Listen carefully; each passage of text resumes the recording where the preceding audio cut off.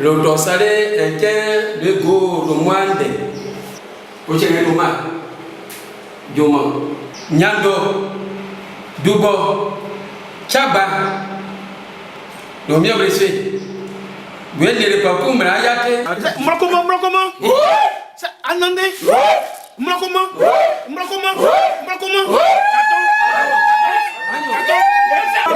Célèbre, mais il y a mon siwa que tu dois qui est baillé, célèbre.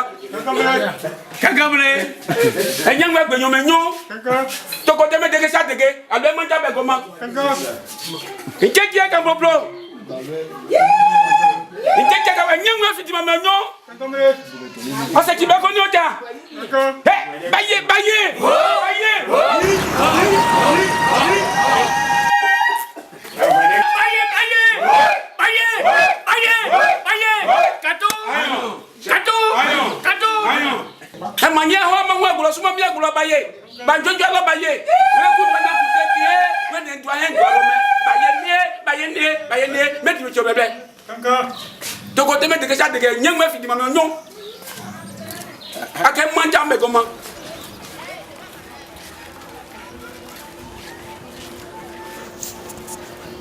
À chaque époque, une pensée.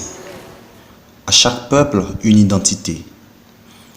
Quelle identité sans la culture?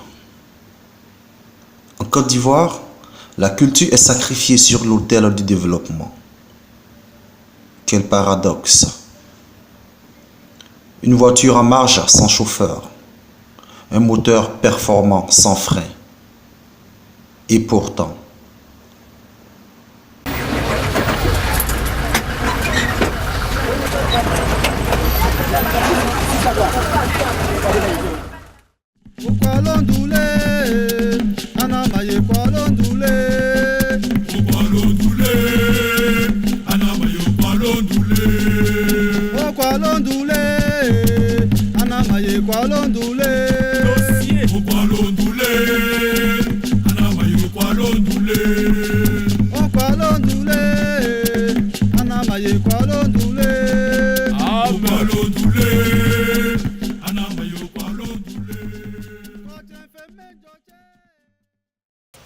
Anan, village Hatchan situé à 6 km de Bingerville, célèbre un acteur de développement.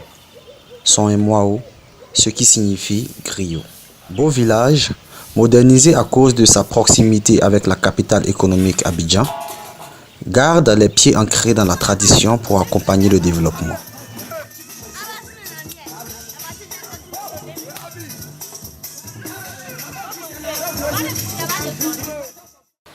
Ok, mais 2h du matin, ok, au camomélé, au beau mémoire. Mais attends-moi quelque chose. Ça, moi aussi, mais c'était encore le gain. Attends-moi quelque chose. Mais n'importe quoi, non, ok, mais nyao kon, le pomprome kon, ok, on me le ni moi, mais attends-moi quelque chose, umbre. Moi, quand je suis à quoi n'est pas ça? Non, à qui gamin. Après, n'est pas boudou. Au samba. Ça l'on qu'est-ce au côté. Mais quand je suis à le qui brûle au sang, on m'en boit dia. Moi, au Messi, les pans bouidi. Le romain, chaba. Au cas où ça est droit. Au sang, moi, au sang c'est pas ça, moi. C'est mes kakema. Bringbi. Des mes pommes, les coupes d'imam. Anané pas ça. Bon, nous, au cabre, où il y a néo, il est pas con.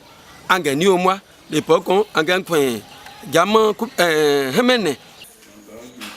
Le griot appartient à une famille. Il a donc besoin de la bénédiction de la famille de son père.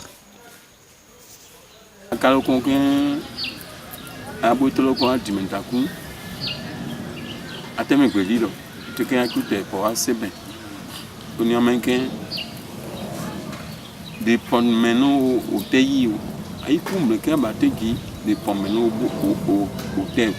Mais quand je me suis dit, à un moment donné, je me suis dit, tu as coupé au caquin, au teloyi, vous les yokalina bene, au boulot mangiba, women ni mandote vraiment donné obi mebui o lame kaba me ngobui loko nyonkali me londin si wolé maintenant salé me biodi moi te loka ke me dero melo me mandelo men ke me misema me mo buto me monkali mi e ba di men ke ne lobu abaru me ne lobu abaru doni ameke pasama nyele e di wo moi akubene nyele di wo moi e nyele men inti komende te hembre me ke batelu ye ok kasi ko de salon pretoya akube bi mbia sen to gbe on nsan le pon sa ta pre asikin wo san ay tupe lo geto lo me ateme nkuta ateme kusolo lo ken ende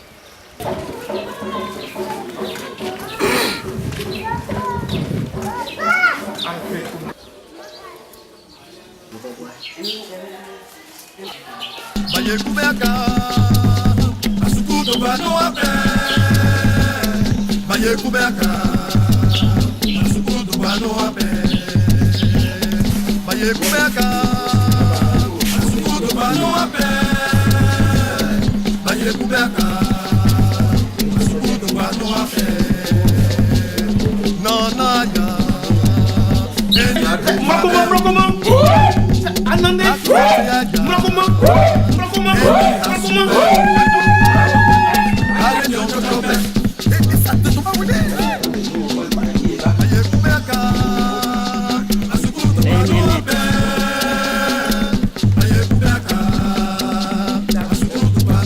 abidike baloro me yoanye ali sisale et moi intessa ambassadeur un porte-parole à ce que mo boto basie ken to bwese kele bu abekene abene amato ke abwe ale pe abidi loke asike ma fagbo fatao ke atambe weku ke mediate ken countete ale pe baga ku bunwe dona meke eni le pan aba la buende eni pan aba ekese amanku alemo upe apopoli enje kwali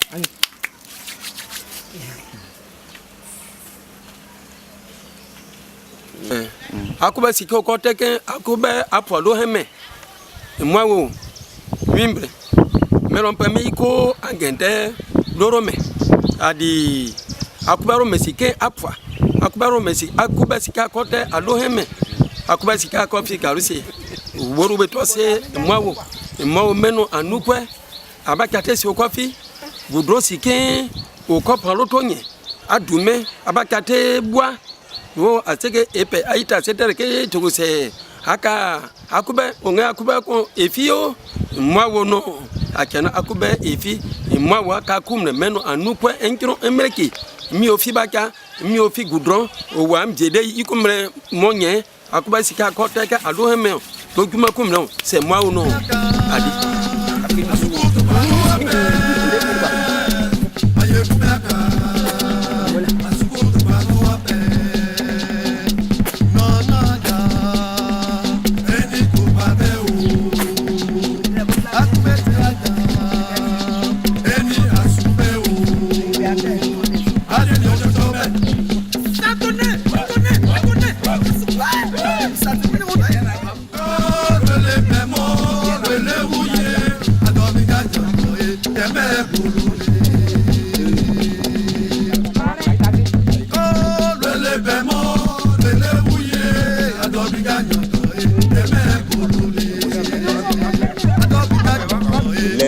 saya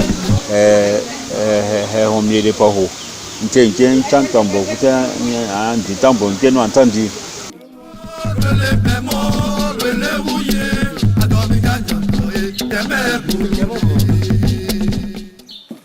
ali ken ke pa kan adi kagba ni ken le pali moi ken wa tolo bu le ka ali lo kan yi lo godogodo yi te mo gona mo koma amani o heya ingi amani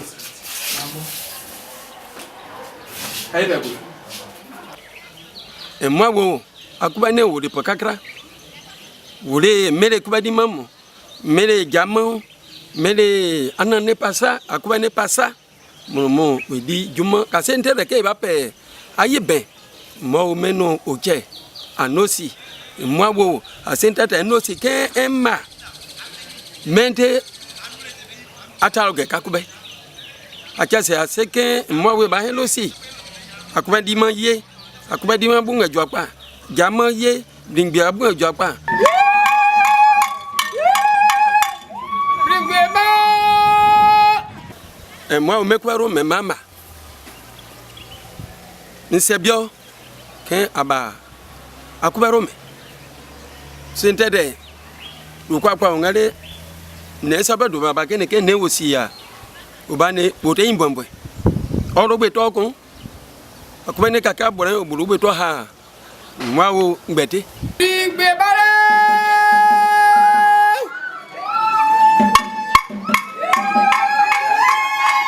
akasa se wo ake betero ike nka woto ke man krama akubane ba cheno pa gbema kon amanke wo ba ape ahabu ya akubane babo sewo ape ahabu akubane babo sewo no habu roko do ne ba ke esi abi owo ke we di drug do ne ba ke no we afi ni do imbombo nya be kon we afi ni we ba koropo we ba gire wo yite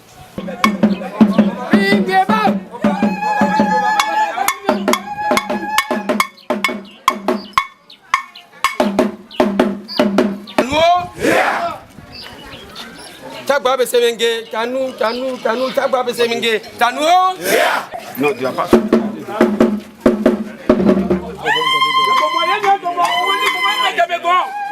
Ato mo fi mo ato mo fi dagigi ato mo di loko dume asi be gon wo ke ato mo tanu Wa umi ke bate. On le mo ba ti. O yoro mane ka le ba wote ka. wa ayoba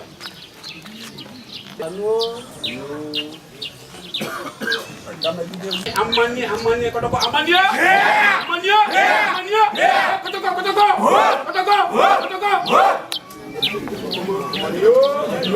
Tiro jisama le to comment mon chavane do tema ho beso ki le chagba mo jisama ho chagba mo ale to saji libre nti ayi ko me ba jira donc on tient do ba wa ka lo tema ho beso mi rome du barome do ya changer do yike tempi ayi ko tempi aka nje bre jisama ho le nti ko ma ho mo de pokagde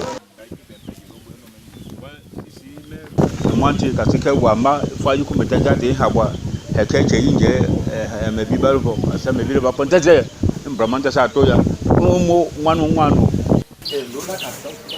La génération des griots offre à boire au roi, à sa cour et à toute la communauté villageoise présente.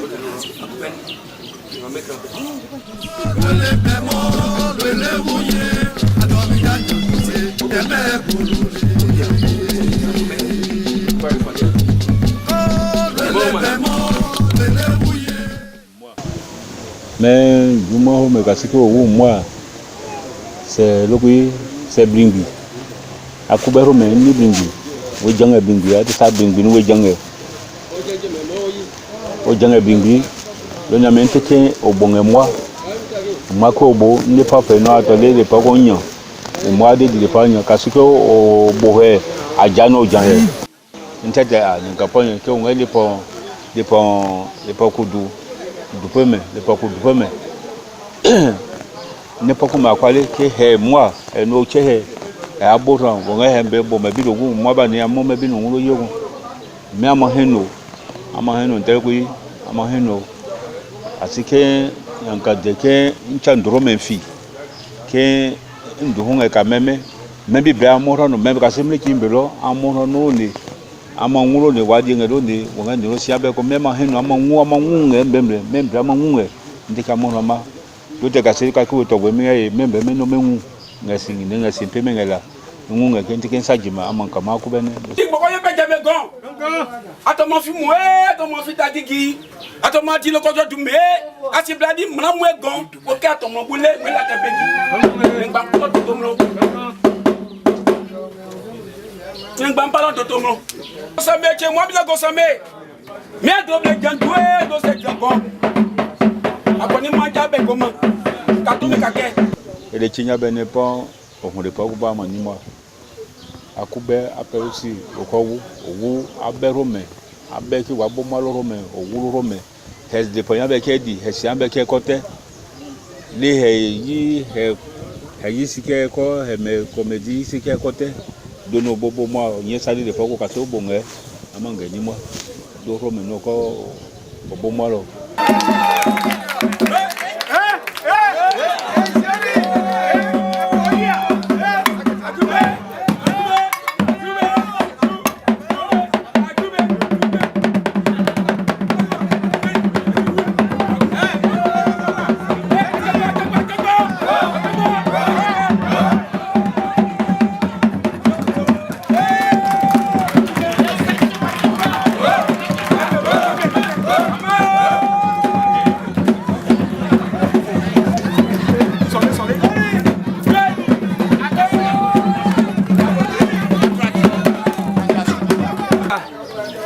Pake woge wo sange bo di akubani luita bano gatote to dongalo semenjo te chagba mbre e kasile ngale ba yeni ya bi ka osile kali bo bo ka sa sewo nteko anuma bona menti kwa boye ha himbe ba bonga di he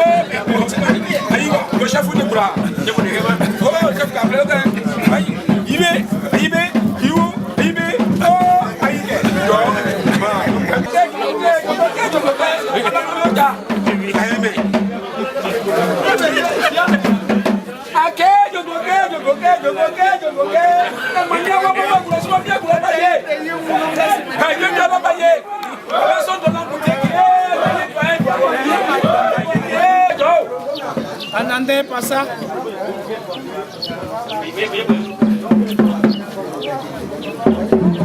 Ata kube ko ka kale.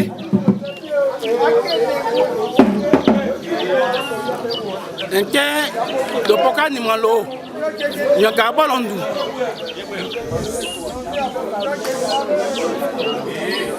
Ayi ki aprete ele nyelo ba me. Nke tiro me. Nke tiro ko. Nyoka ade. Do me brigiki mendi. Le paquet mais ça. Abbe maro me adi chagba bebero me. La di toma. Do me hamwa. Adontelo. Meno amani lona kube moi. Lona ne moi. Asi kumle, ata kumle, ati kumle. Lona ne moi. Lo le pon e bo meji e bo se kasi e ji ne e ji anablubi me kale anane me na na se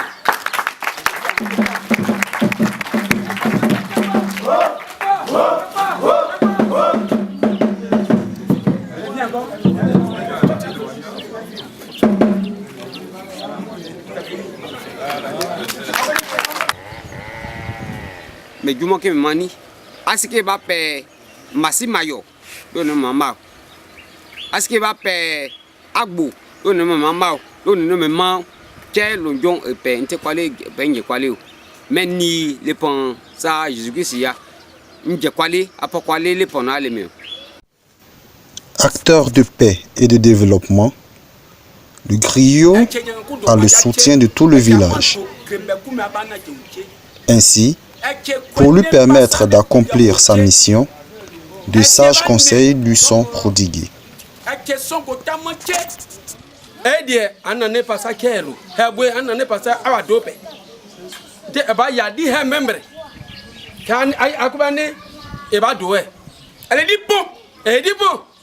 Elle est l'autre qui est calée dans les mers. Le Tchagbalé est tout bon. Elle est bien mort. Elle est tout bien pour tchan bon.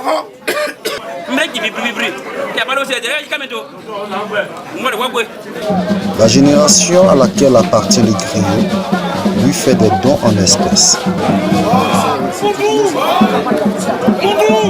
Ensuite viennent la chefferie, les doyens, les plus jeunes et enfin les femmes.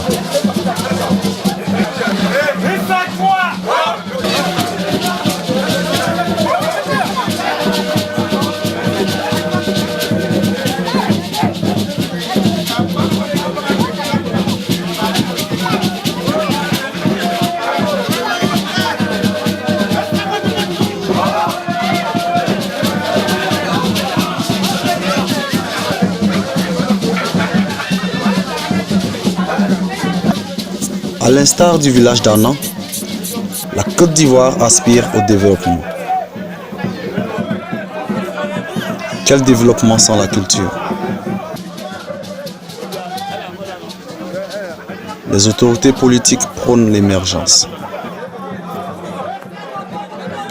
Quel type de développement sans la culture?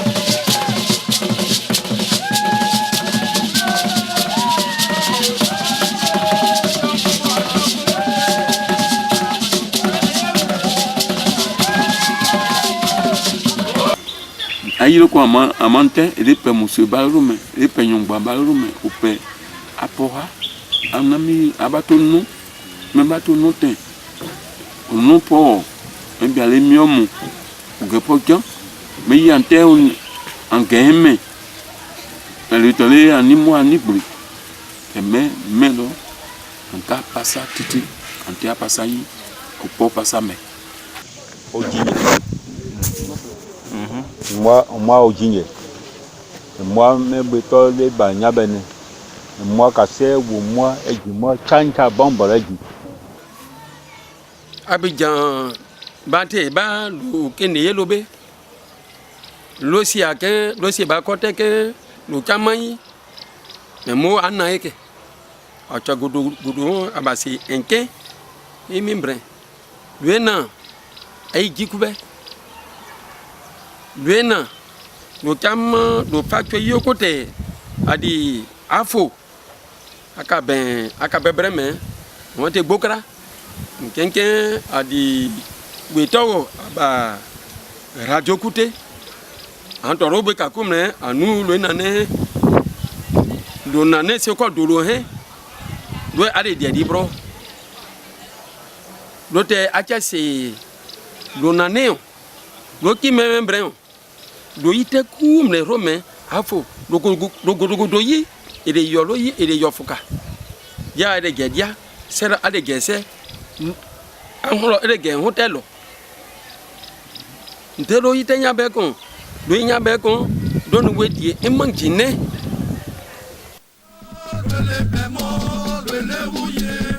tesilo njonye salé et les liwa wana e boem brenke di dilo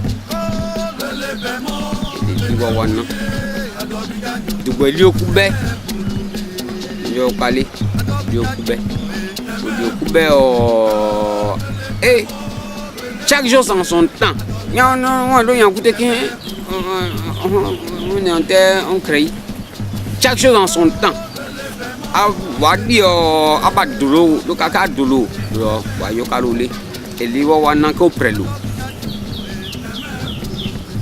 mais Joseph Betolé quand on est pressé on va doucement il ne va pas pressé ngelo lo gbagba mais menele a cette pressé elle doucement lo mete sonye maintenant lonjon o paron télé lo ke ne sale lonjon chagba lo nele lo hen ke o di chagba bresebeke membreli ne salo pe membreli balu titi lo me aussi que non pas di ku benon aba nyon non aba lo men